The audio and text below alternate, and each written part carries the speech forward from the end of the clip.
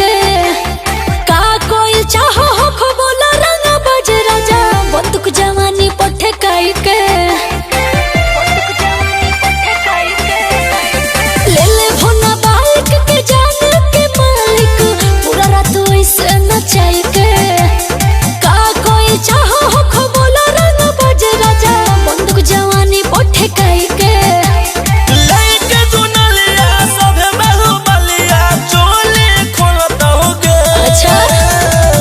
जब जब हराई फलक गरी बोलत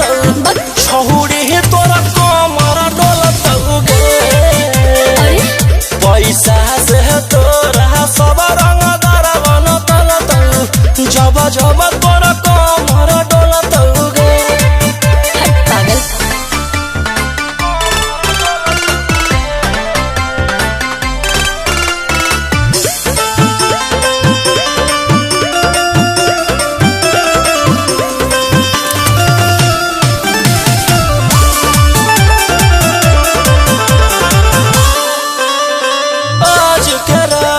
कदे न रंगीन देखा दे अपन सीन सुनो हसीन हियो हम सोना के पटना के किंग हो तो फायरिंग हो कमर कम सीन सुन झुमी डर जइमी रे बाबू डर जइमी रे उठल लिया छोटइबो तो तू तोर जइमी रे चढ़ल जवानी सोन गरानी रात भर झोलत होगा जब जब हराई फलक गरी बोलत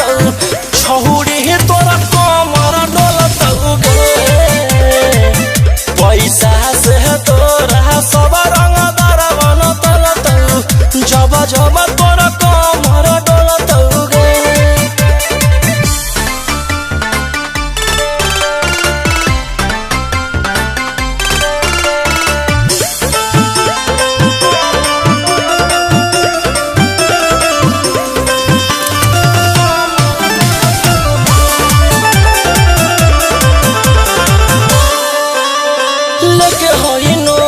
चूसे देना ओठ आगो के गोला हियो बुझे ना छोट रात भर माजा तू दे लोटपोट ना तो हथियार वास दे देबो छोट